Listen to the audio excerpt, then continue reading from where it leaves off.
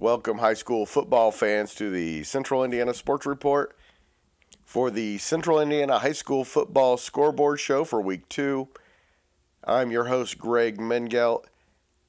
I am joined on the phone by Michelle Garman.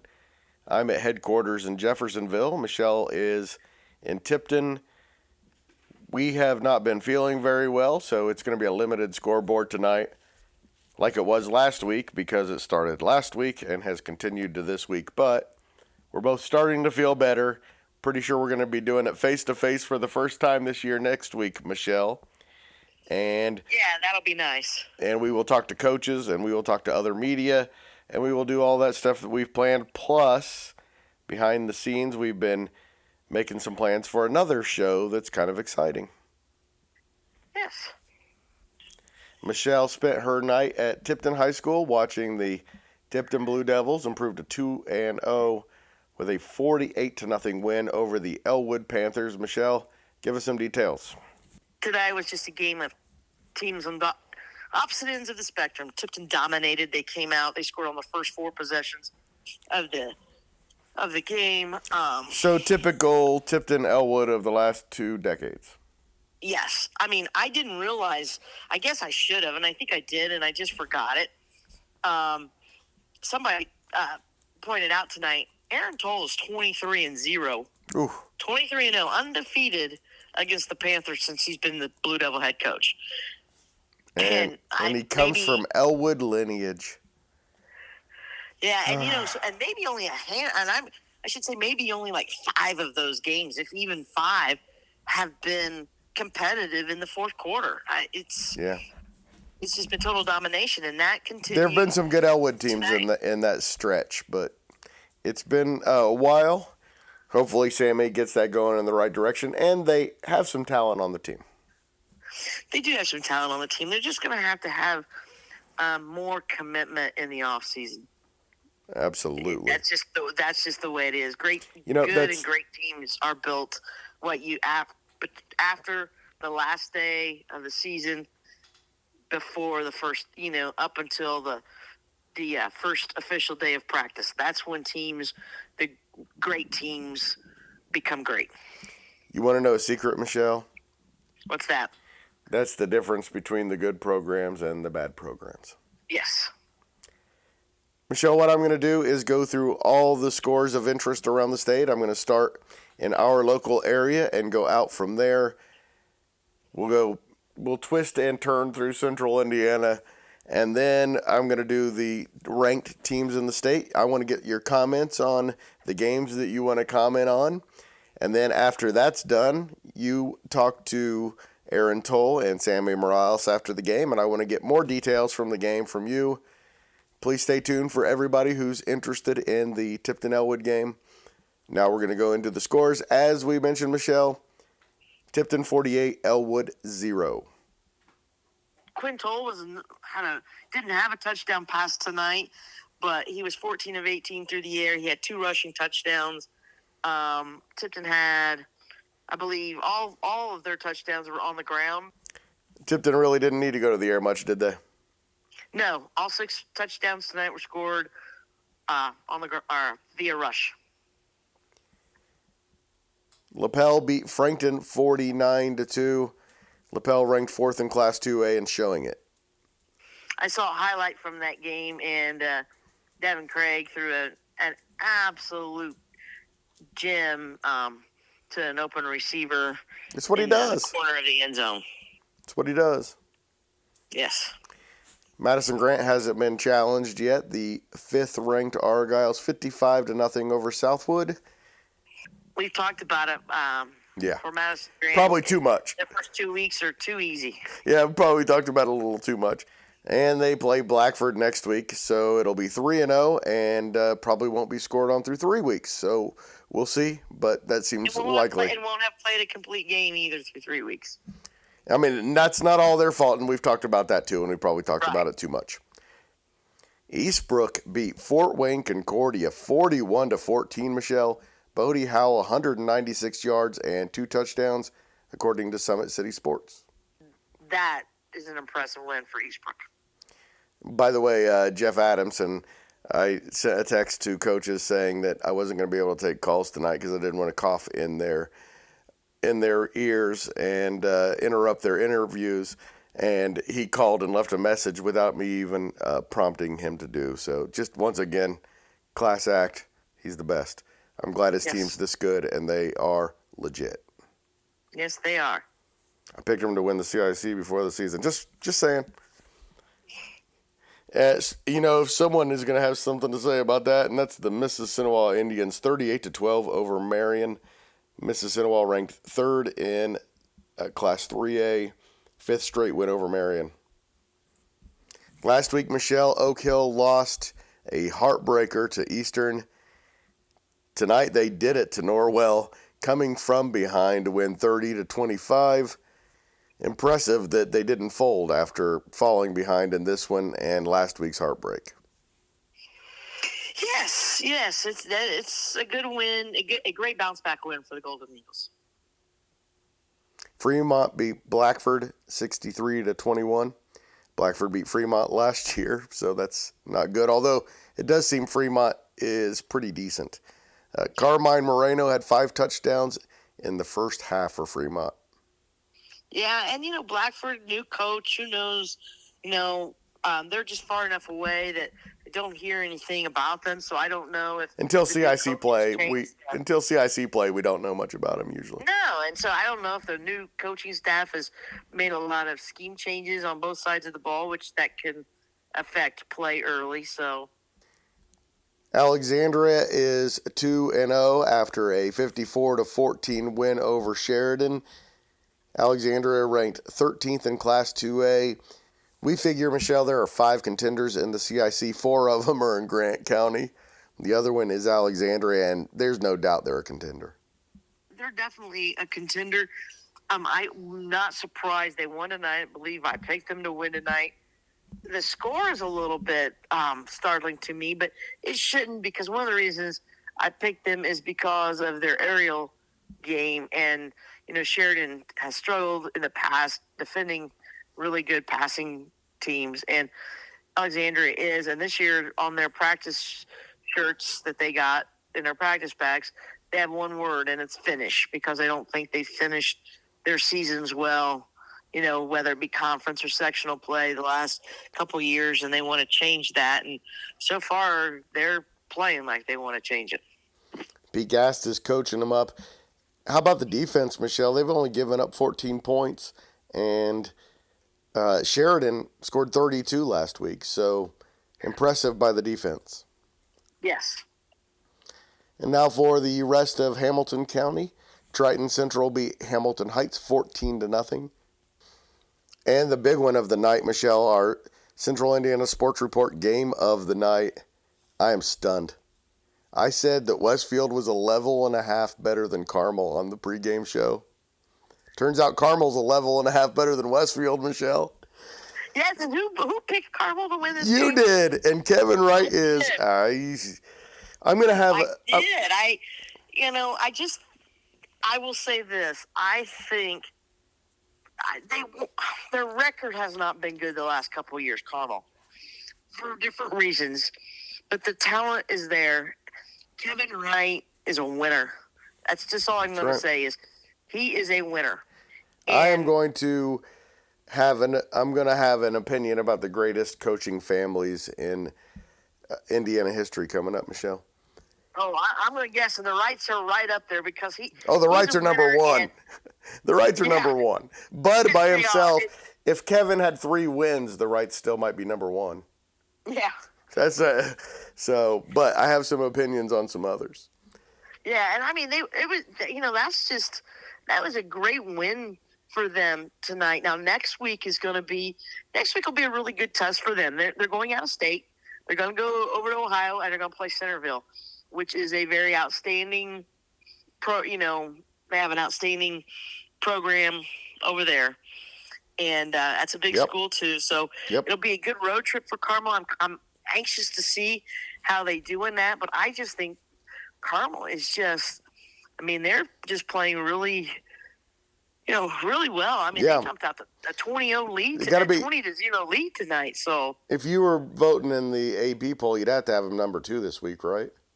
Behind most Brownsburg. definitely, yes. We're gonna hear from Brownsburg here in a minute, but that's got to make them number 2.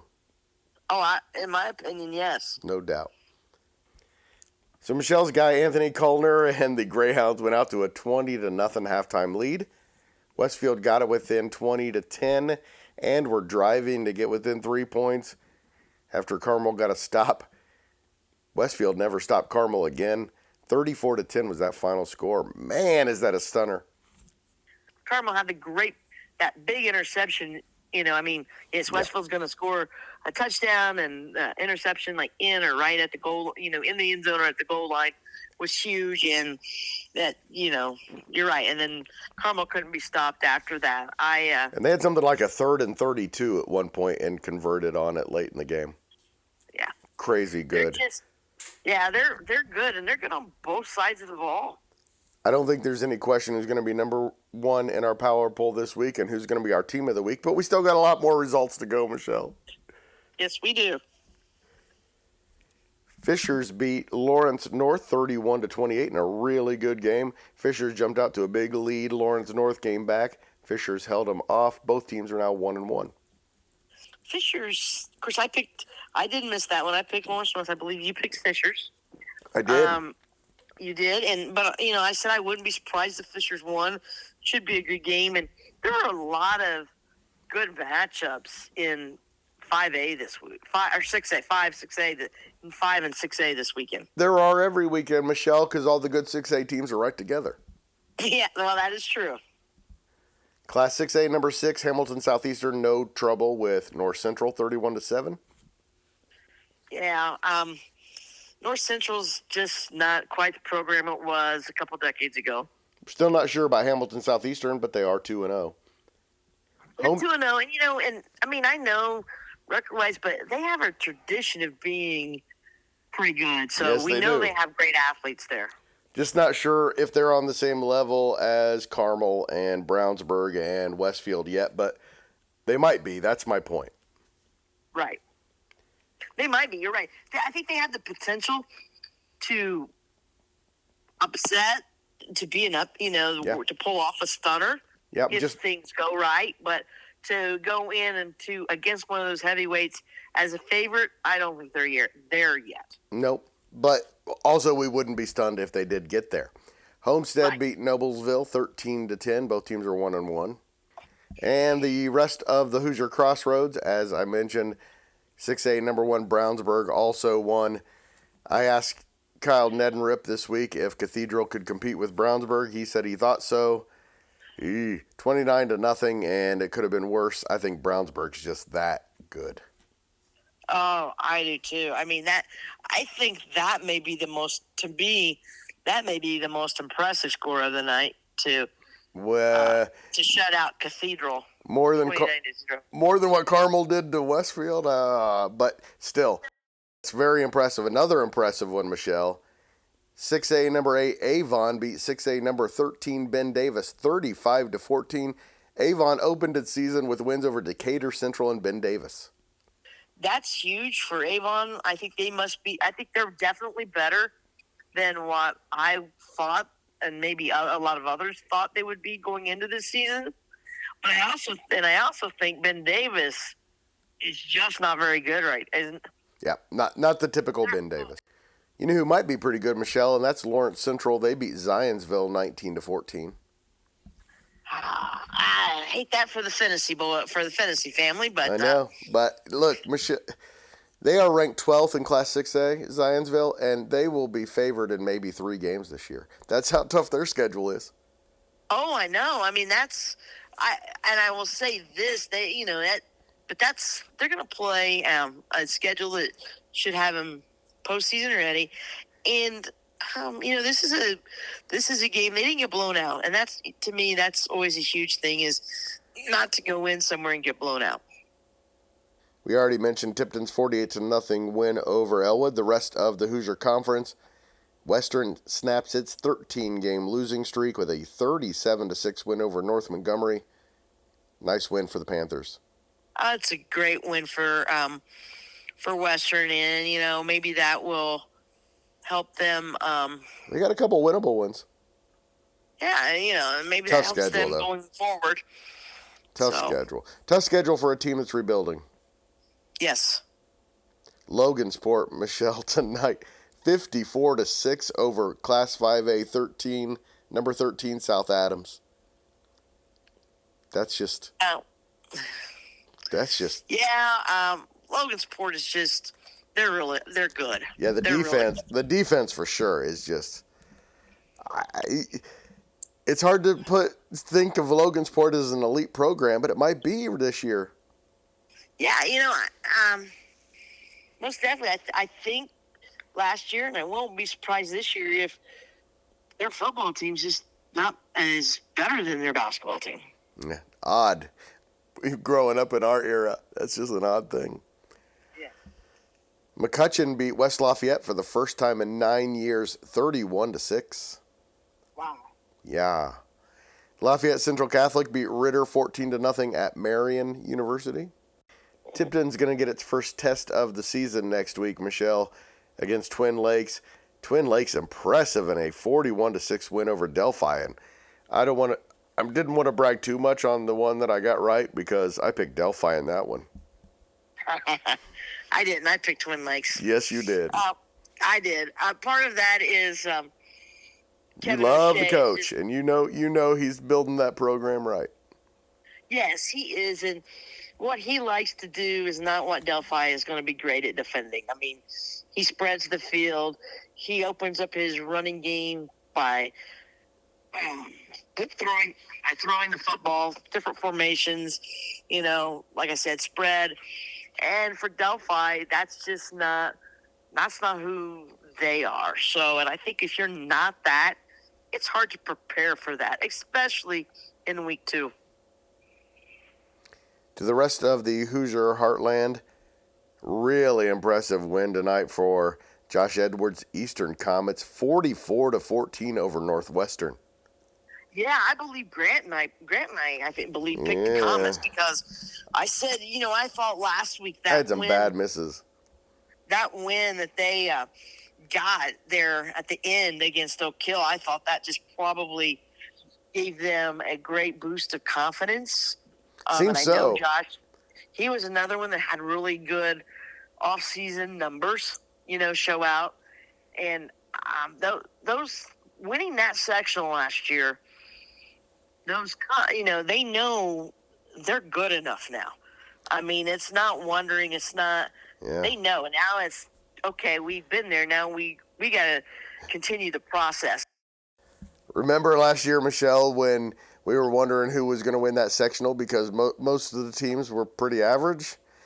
This year, we're wondering who's going to win that sectional because all the teams are really good.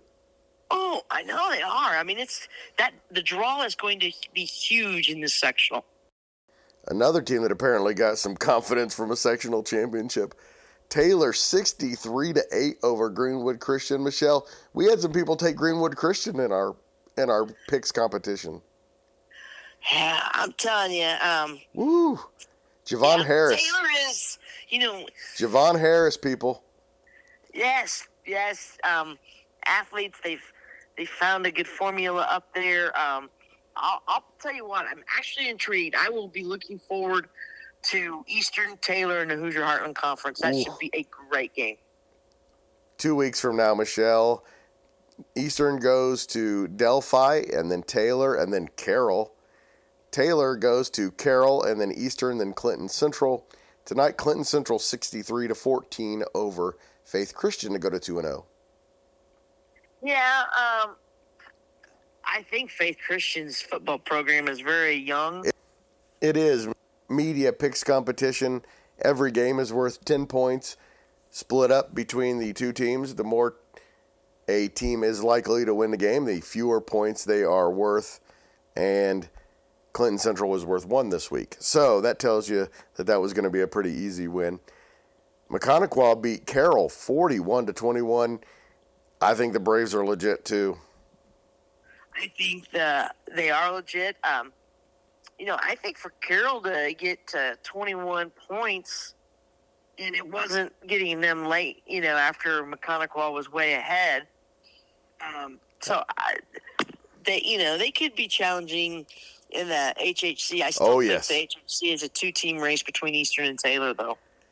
I agree, but I think this year the HHC is really good. Clinton Prairie is also pretty good, 50-0 over Frankfort. They're now 1-1. The rest of the Three Rivers Conference, Cass won its first game of the year, beating Northfield 43-14. The Kings are 1-0 in the Three Rivers. North Miami beat Wabash 47-14. North Miami's 2-0. Tippecanoe Valley beat Rochester 7-2. That's an interesting score, isn't it? It's a baseball game. Bluffton beat Manchester 45-6. We had some people pick Manchester. Bluffton had 250 yards on the ground. Well, and Bluffton just dominated every area, of that contest. But Bluffton they were not a very good program a few years ago, but now they're we got to start thinking about them differently. Yes. Peru beat Whitco 32-22 for its first win of the season. Peru is 1-0 in the Three Rivers Conference.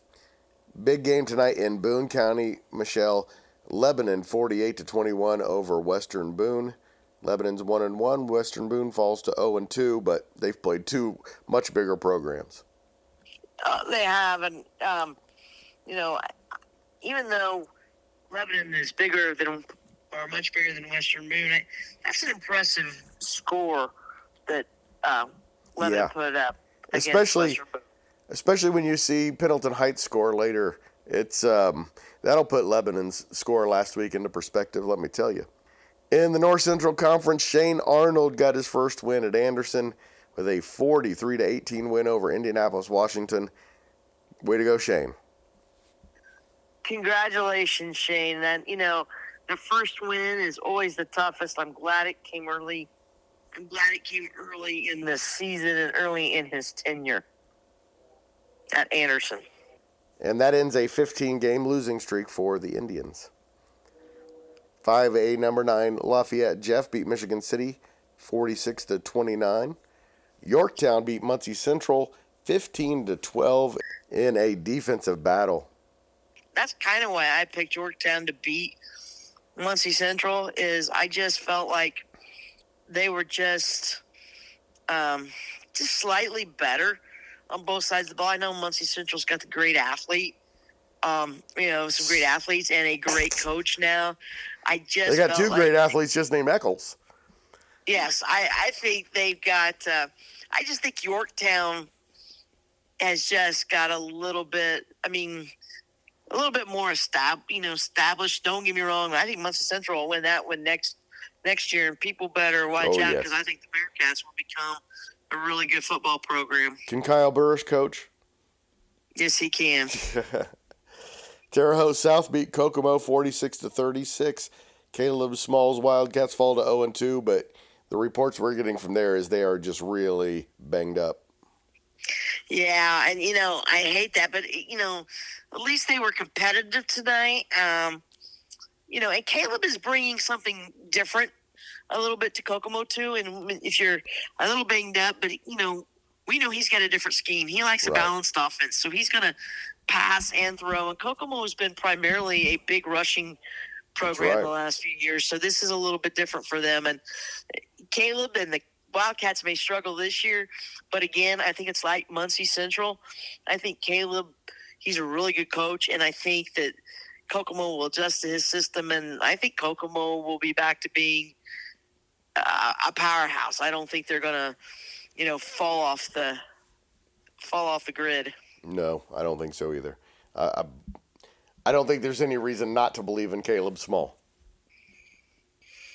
Yeah, his last name may be Small, but That's right. And he may be kind of short, but he usually his teams and his style of offense, his offense usually produces big results.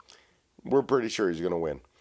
Yes. Eaton, Ohio beat Richmond 31-7 in the Hoosier Heritage Conference. New Pal beat Decatur Central 28-6 in a battle of defending state champions. New Pal is really, really good. They are. I mean, they're just new pal. I mean, they're new. Crazy. Pendleton Heights tonight, Class 4A number 15 beat 3A number 11 Garin Catholic 34-0. That is real. That is real impressive. I said about Brownsburg and Cathedral because those are two. But if you're going to go back down for the lower classes, that score right there is a shocker to me. I mean, I picked Garin Catholic to win, but I'm not surprised Pendleton Heights won. No, I don't think anyone is. Score. Yeah, I don't think anyone's surprised Pendleton Heights won, but 34-0. Jed Richmond is coaching them up. I thought they were going to be down a little because their two most well-known players graduated last year. I'm going to guess that late season run they made last year just carried over as far as confidence into the offseason and into this season. Be interesting to see how they do in the North Central Conference. Looks like they might be one of the top teams. Greenfield Central beat Greensburg for their first win, 34-21. And Franklin beat Mount Vernon 27-13, a little bit of a surprise to us. Yes. Also in Hancock County, North Decatur beat Eastern Hancock 41-27. That North Decatur team's a contender in Class A. They are. I mean that's an impressive win over Eastern Hancock. 3 teams go to 2-0 in the Tri-Eastern Conference. Centerville beat Hagerstown 26-15 and Northeastern beat Tri 62-49. Winchester went to 1-0 in the conference, 2-0 overall, with a 10-7 win over Knightstown in double overtime. Also in the Tri-Eastern, Monroe Central 46, Union City 0, Union County 38, Cambridge City 0. And we go through the top 10 real fast, the teams that we have not mentioned yet. Class 6A, number 3, Center Grove 35-24 over Fort Wayne Carroll. Number 5, Crown Point 21-0 over Pike. Number 9, Columbus North 52-7 over Columbus East. Number 10, Penn 28-22 over 4A number 3, Mishawaka, which means Mishawaka is really, really good. And this is they are, and Mishawaka, I believe, led that game for a little bit. And number 11, Warren Central beat 5A number 6, Warsaw 28-14. Also in Class 5A, number 3, Merrillville lost to Loyola Academy of Illinois 21-14. Number 4, Bloomington South beat Martinsville 38-27. Number 5, East Central beat Harrison of Ohio 21-20.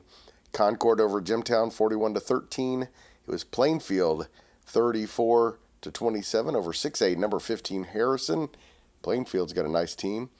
And Whiteland beat 5A number 10 Floyd Central 48-28. In Class 4A, number 1 Chittard beat Hanover Central 49-7. Number 2 Heritage Hills 57-10 over Owensburg Apollo from Kentucky. East Noble beat Fort Wayne Snyder 29-7. East Noble is number 3. They're now 2-0. Michelle, the game was stopped with 3 minutes and 22 seconds left because of a serious injury that required EMS. Prayers, everyone. Yes, exactly. It was involving a Fort Wayne Snyder player. So prayers up to the player and the school and all those teammates. I mean, when you see a major injury, even if it's not you, it affects you. 6A number 15 Franklin Central beat 4A number 5 Roncalli 22-15. 4A number 6 Wrights beat Vincennes 35-28. Number 7 Leo 21-6 over Angola. Number 8 Columbia City 35-14 over Plymouth. Big night for Fort Wayne Dwenger 31-15 over St. Francis de Sales of Ohio. And Indian Creek beat 4A number 10 Greenwood 21-10, which means, Michelle, I think Western might be pretty good. Yeah, they might. 3A number 2 Gibson Southern doesn't play until Saturday. And now, Michelle, I'm going to bring up the greatest coaching families in Indiana high school football history. Nothing against the Tolls, but the Wrights are obviously number 1, like I mentioned earlier. But the Harts, what they did at Gibson Southern after they've been so good at Evansville and in Indianapolis and everywhere that they go, man, that family can coach no matter who it is. Yes. And I probably don't know all the families. In fact, I know I don't know all the coaching families. But of the three I know, those are three really great ones. Yes, they are. And I'm going to bring up another one here in a minute who's not quite on that level, but one that I'm really going to enjoy talking about. Castle beat 3A number 4 Mater Dei 31-28. Cascade beat Danville 41-25. Cascade is ranked 5th. Number 9 Tri-West beat Brebeuf 47-29. And in Class 2A, number 1 Adams Central beat Eastside 32-21. Number 3 Brownstown beat Charlestown 70-25.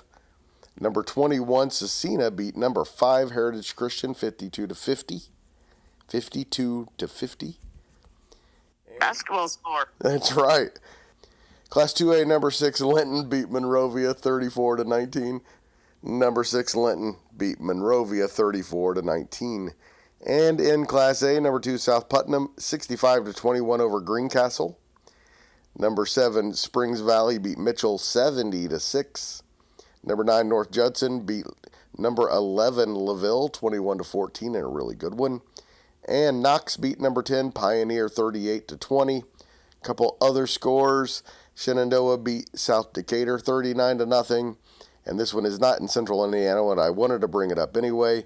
Clarksville beat Eastern 35-18 to start 2-0. And I bring it up, Michelle, because Clarksville has been a program very similar to that of Elwood and Tri-Central, programs that have been really struggling. But Jason Hawkins, who is a Clarksville graduate who helped lead the Generals to the state finals in 1997, I believe, then was an assistant coach under his father, who led the team to the state finals in 97, has done nothing but win no matter where he goes. He takes over programs that are struggling, and all he does is win. And now he has Clarksville 2-0, and I just wanted to shout out my guy, Jason Hawkins. Wait, there's nothing wrong with that. Go ahead and shout him out. That's it, Michelle. We are now to the point of the podcast where we talk a little bit more about your game. Tipton 48, Elwood 0. Give us some details. All right. Tipton Elwood game. Tipton scored on its first 4 possessions. Missed a field goal on the 5th one and went into halftime up 28-0. Came out, held Elwood to a 3-and-out. Took over, scored a touchdown, 35-0. Started a running clock, and then Tipton went on to still score 2 more touchdowns. I said they had 6 rushing touchdowns. I was wrong. It's 7 rushing touchdowns. Slade Springer and Quinn Toll had 2 rushing touchdowns apiece, and with 1 each were Chase Hussey and Caden Cook, who was the leading rusher tonight, with all his carries coming in that run after that running clock. 6 carries for 49 yards and a touchdown. And then freshman backup quarterback, Lincoln Rodaball had a rushing touchdown. Lincoln Rodaball was 3 for 4 passing for 26 yards. And Quinn Toll was 11 of 14 for 124 yards. He's been nothing but very efficient. The first 2 weeks, ran the offense pretty well. Tipton's defense gave up just two first downs all game, both on the ground. They limited Elwood to 55 yards of offense, all on the ground. Elwood is they're one-dimensional right now. They can't throw. They can't throw the ball. Put the ball on the ground. They hurt themselves with penalties. I bet they were flagged 4 times tonight for face mask. They're not, and it's not face mask because they're trying to be dirty. It's just face mask because they're just grabbing, trying to bring in tackles. I mean, they're just not aggressive. It's the little things, and the little things often make a difference. Aaron was pleased. Tipton had a couple touchdowns called back because of penalties. Aaron wasn't overly upset about that. He did talk about he thought they improved from last week in cleaning up some of the stuff that he wanted to see cleaned up. But he is he really kind of turned his attention to going forward and talking about how now the season gets really real for the Blue Devils, and they're just going to have tough test after tough test starting next week with Twin Lakes. Let's hear from Tipton head coach Aaron Toll. It was a nice win, but I'm sure there are some things like penalties and stuff that you'd like to maybe see cleaned up a little bit. Yeah, I thought we did a good job. I thought we cleaned up a lot of the things we did wrong last week, and I don't know. We had a pass interference call. I mean, how many incomplete passes did we have? One or two? We were 14 for 18. 14 for 18, throwing the ball with two quarterbacks, and put 49 points on the board. We got a shutout. We got out healthy, so I think we did a lot of good things. I mean, I told the team. I mean, everybody knows from here the next 6 they get pretty tough. So just need to keep getting better each and every week, and we owe Twin Lakes next week. I know that we lost a tough one up there last year, so hopefully we bring our A game next week. What would you say? I mean, what advice would you give to Sammy at this point? I mean, I know he with that team, and they've got some pretty good players over there. Just you know, I thought they played hard the entire 4 quarters. I think you know they've got some good skill kids, got some kids that can run the football. I was impressed with number 50, number 13, another lineman, number 70. I think those are all good players that he can build around, and you know it's hard. But you just gotta. I know what he's fighting is off-season turn. I mean, he's Yes, not getting the numbers in yeah, the off-season workouts. That's a killer. But I mean, so hopefully they have a little bit of success and can maybe get a couple more wins. And because I do think they have some talent on their team, they just need more of it. How do you like? I mean, do you like the Labor Day weekend? Do you like the short? Does the short week affect you in any Not way? going to affect us at all because we have a JV game on Monday, so Monday's going to be just like normal. The only thing that affects us is sometimes we have our coaches meeting on Sundays like we always do, or sometimes I give the coaches the entire day off, and then we come in at noon on Monday, game plan, and then have practice at night. So as far as the team's concerned, it's not going to affect them at all. All right. Thank you. Okay. Elwood is in the midst of a very tough schedule starting this week at Alexandria next week before getting Blackford at home. It'll be interesting to see how the Panthers bounce back against another rival next week. Yes, Coach Morales and I talked about that. We also talked about the big difference between Tipton's program and Elwood's right now is the off-season commitment that Tipton has got in the summer. Sammy said, you know, he'd heard Tipton had great turnout and that it was evident on the field tonight because they're just a couple levels or more ahead of where Elwood is at this point. And then we talked about how it doesn't get any easier because you've got Alexandria next week with with Brady Gass, who's a really good passing quarterback. And Alexandria's got some really good receivers too. Some really good receivers, and 3 of them, and it's hard to tell which one of the 3 is the best and which one of the 3 is second best. That's how good that receiving core is. Here is Coach Morales after the game. Tough loss, but it's kind of like 2 totally teams polar opposite. I mean, Aaron's got experience. He had great off-season numbers. You still lack experience, even though Sure did. you had a lot of freshmen that got minutes last year. I mean, you have a lot of sophomores that got minutes as freshmen. It's still It's not the same. No. And I know your off-season numbers were a little disappointing. Right, terrible. And Tipton showed that, off-season work. You can show it. You can see it that they was a much better ball club than us. But my kids got buy-in my program during the off-season, and they need to get better, but getting them in a weight room and out in the field is two different things. Well, and it's hard. It's got to be hard to develop any type of complexity on your offense if you don't have them there in the off season. Totally agree. Like I said, my quarterback from last year didn't show up until August 4th. He had baseball, but that's okay. He said, but I still needed we put a new offense in, and he needed to be there, so we had to put another quarterback in to help get it started in case he didn't show up. But, just I just wish they'd showed up earlier. But I thought tonight, I mean, your kids still, you made some positive plays. I mean, being pretty, because you're pretty one-dimensional right now. I mean, that's... Yeah, you can tell we couldn't throw it. Couldn't throw it. But I told them, little things, penalties. Penalties killed us. I bet we had 10 penalties for 200 yards. But just terrible.